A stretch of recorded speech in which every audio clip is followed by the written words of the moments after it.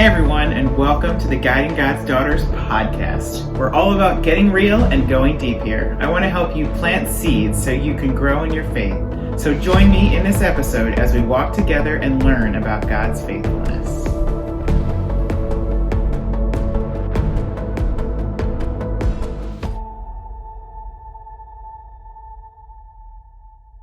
Hi everybody, and welcome to Guiding God's Daughters. We are talking about a super fun topic this week, how to find godly role models in this crazy world. It is not easy.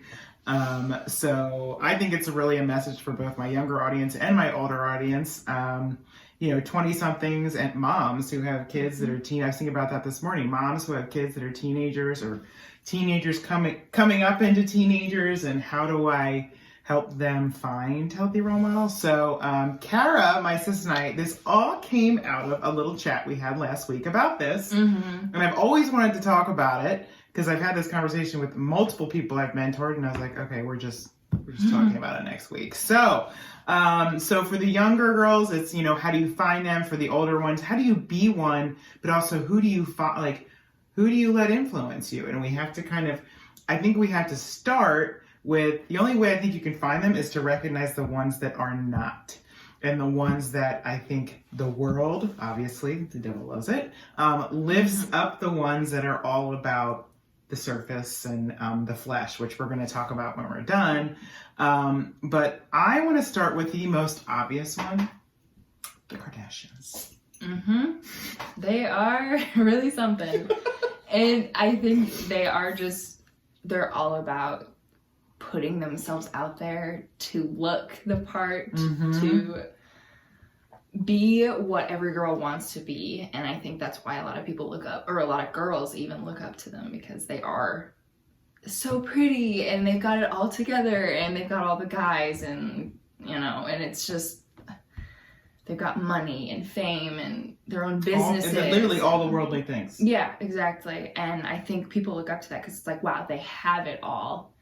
But in reality, I don't think people are realizing that they're missing one of the most important things to have in life, which is God. And I think it's that they're kind of doing it all. A lot of times, I know I work and I'm a mom, and it's sometimes you see other women that are doing that, you're like, okay, I can do that too. But I think sometimes people take that to an extreme with them, because it's like, I'm sorry, they have 40 nannies. I don't know if you've ever seen the blogs about the requirements they have for nannies, but no, I haven't. It's crazy. But there's a massive list, of do not share this, and but also think about, they work out for hours. Their bodies are and faces are totally different than they were when you look. My husband's like, man, Chloe used to be pretty, but she's not even human anymore, They've just changed. Yeah, because I think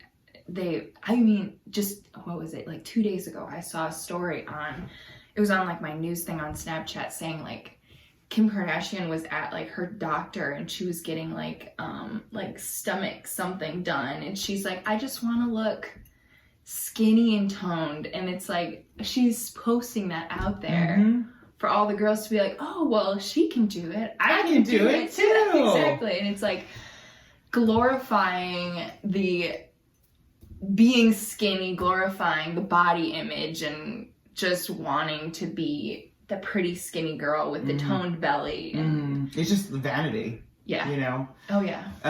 And Kara's gonna post this, hopefully a clip or a picture at least of, there's this woman, Megyn Kelly, who, I don't know if you watched it, but Megyn Kelly, she has her own podcast. She used to be on regular news and now she has her own podcast. I love listening to her, but she said this thing this week that's been all over my feed about the Kardashians. And she said, what I object to is the unrivaled vanity, the self-promotional, out-of-control focus on oneself, ego, clicks, likes. They're hugely responsible for that in our society. They don't do it by themselves, but more than any other, they have had a terrible effect in that lane. And she said their disgusting vanity has spread like wildfire in our society. And I think that's totally it. And their show's been on, how long has their show been on? I mean, it's been years. 13. They started the early 2000s, I think. Yeah, because I know my stepdaughter was young. And anyway, it's just... It's not healthy. And it's funny because the next person we're going to talk about is Addison Rae. She's an interesting one. Yes. She's kind of come up out of the works on TikTok. Now that TikTok became the big thing, it was like her and a couple others that a lot of girls looked up to, I would say, because they are the popular pretty ones, and they're the ones that... Well, and I read this, that she was discovered by Mariah Carey with her dance sequence, and in 2019 to 2020, her estimated she was one of the highest earning personalities on TikTok, and her estimated income was $5 million. And she wants to become an actress, and she hosts a podcast with her mom called Mama Knows Best, where they provide an intimate and authentic look into their lives. Okay. Here's what's totally ironic about it, which I kind of laugh. One of her best friends is Kourtney Kardashian. Mm-hmm. So it's like... She's like weaved herself into the Kardashians. Yes, so lives. It's like, I'm a mini Kardashian. And, okay, fine, they're friends, but it's like, I sometimes see that because I think Kourtney's close to my age. And it's like, okay, you're influencing this young woman, making... And then don't even get me started on what Kourtney and who she's...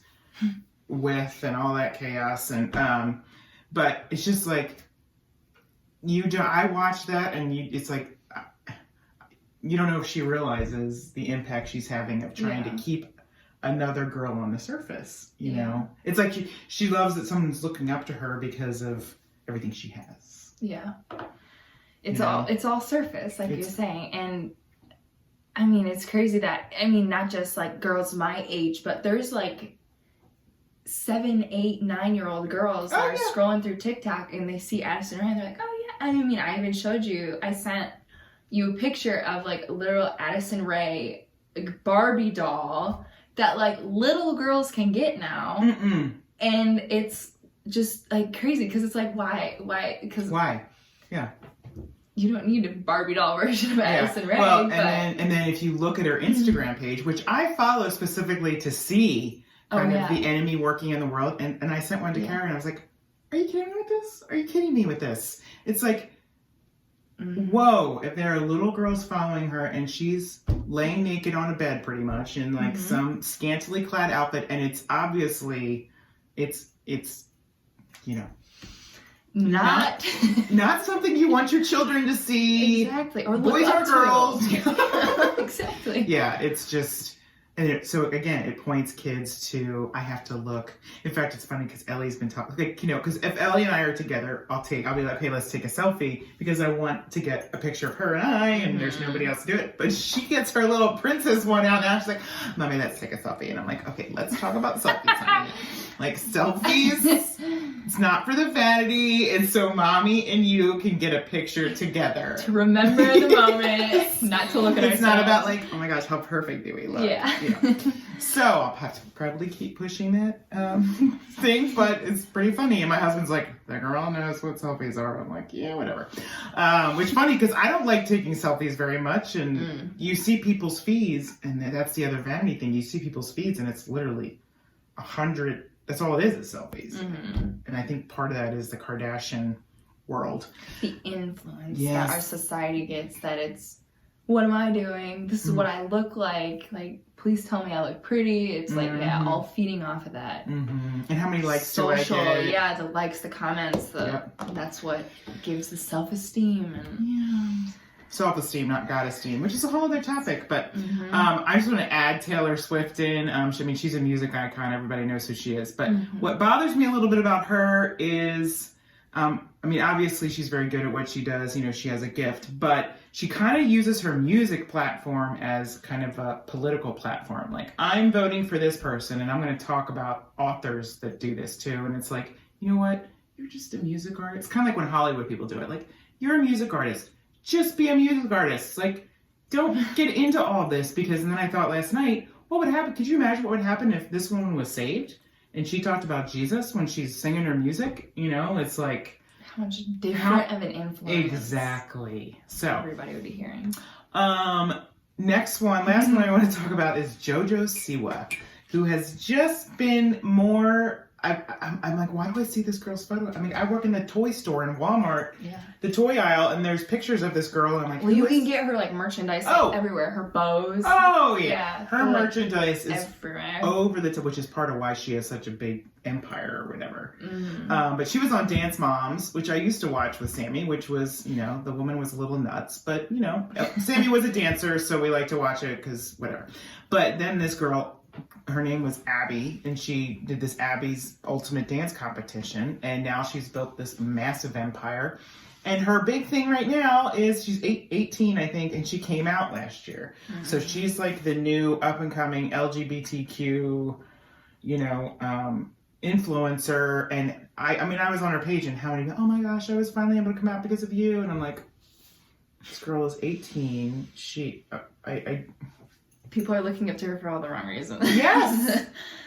And then you have little girls that are, my daughter's 3, little girls that are maybe 4 and 5 getting her toys. And I'm like, I don't think they realize what they're even supporting or like what she's even about. No. What she's and doing. that I think is the thing is whatever age of a woman you are, you need to look behind the highlight reel and see what people are really about.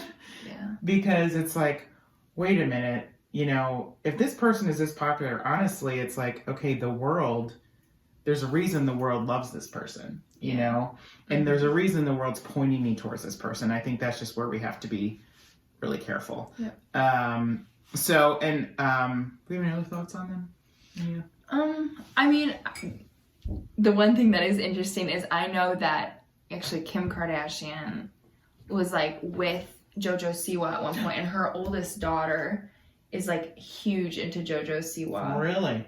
Yeah, and I remember seeing that, and I was like, oh my gosh, like they're all they're all connected. It's like all connected, and it's like everybody's like, oh, you know, I follow this person, and then that's how they get connected through another person, and it's just like this giant ball of yarn that people don't realize of what they're seeing. I mean, they're probably seeing it and taking it all in, but I don't think they're understanding what it really is doing, because what goes in your eyes goes in your heart, and then that's what comes out.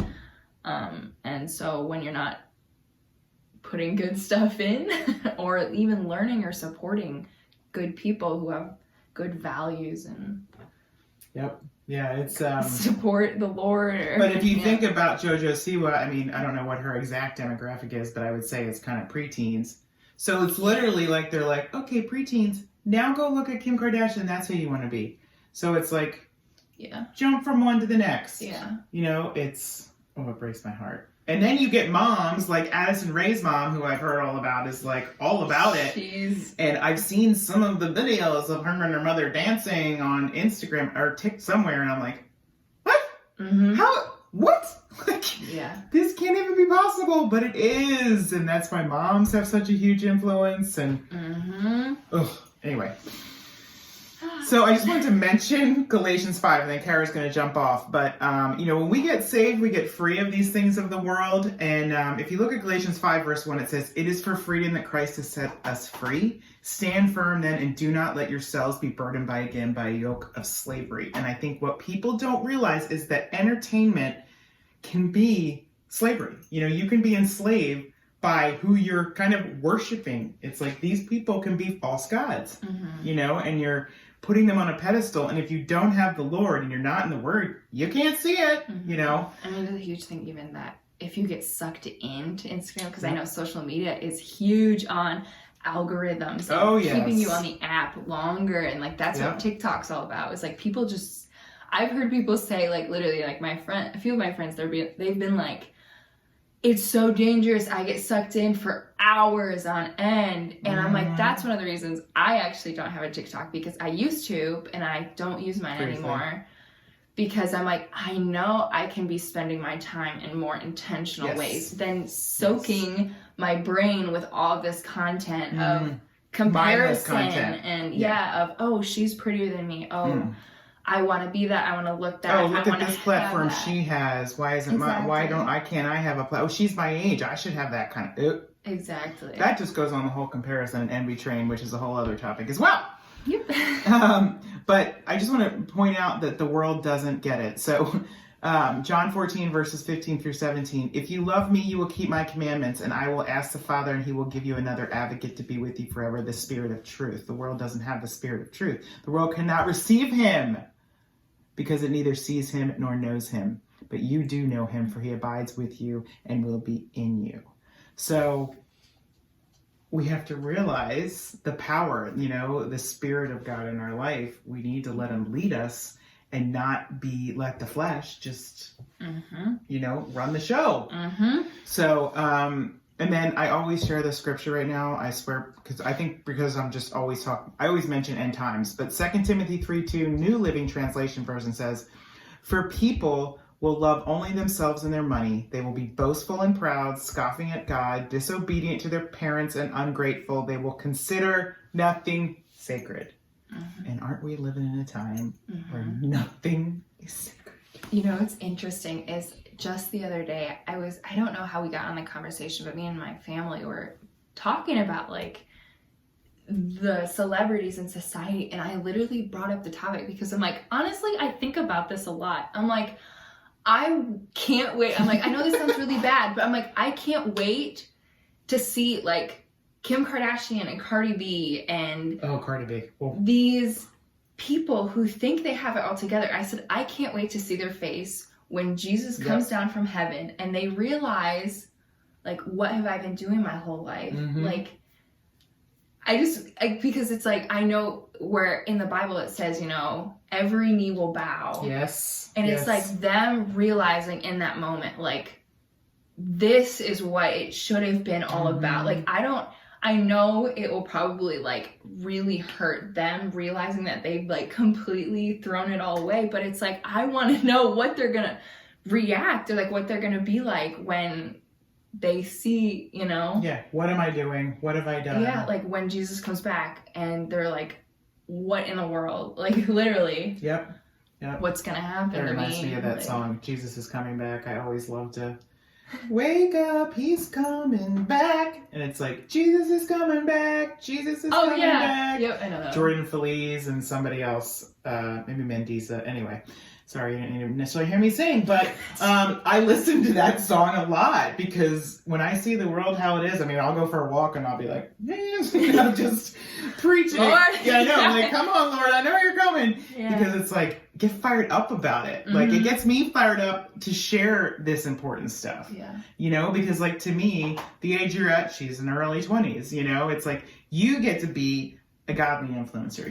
We are Christ's ambassadors, and that's what we get to be, whatever generation we are. She's got all sisters, they all get to be Christ's ambassadors, and, like my daughter, like I want her to witness her mom walking with Christ, so, anyway, I'm just, I think I'm actually just going to do the second part in part 2. So, this has been an awesome discussion. I really hope it's helped you, no matter what age you are, to kind of see, wait a minute, where's the darkness? Where's the light? What do I want to choose? And leave it at that. But next week, I'm going to do part 2, and it's going to be the one for the older moms. We're going to talk about different authors, different people that kind of influence, and I think how their choices end up influencing women our age, and then that influences the next generation, and it's just like, So, and then I'm going to give you a couple tips. So make sure if you're younger, you're listening to part 2, because I'm giving you tips for how to find those godly mentors, but we're already at 20 minutes. So I'm going to leave it at that, and I will see you guys next week. Thank you so much for listening, and make sure you share and everything else I always ask you to do. So have a good one. See ya. Bye-bye. Thanks for tuning in today. If you love this podcast, make sure you leave a review on Spotify, share it with your friends, visit my website, or follow me on Instagram and Facebook at Get Real with Meredith. See you next time on Guiding God's Daughters.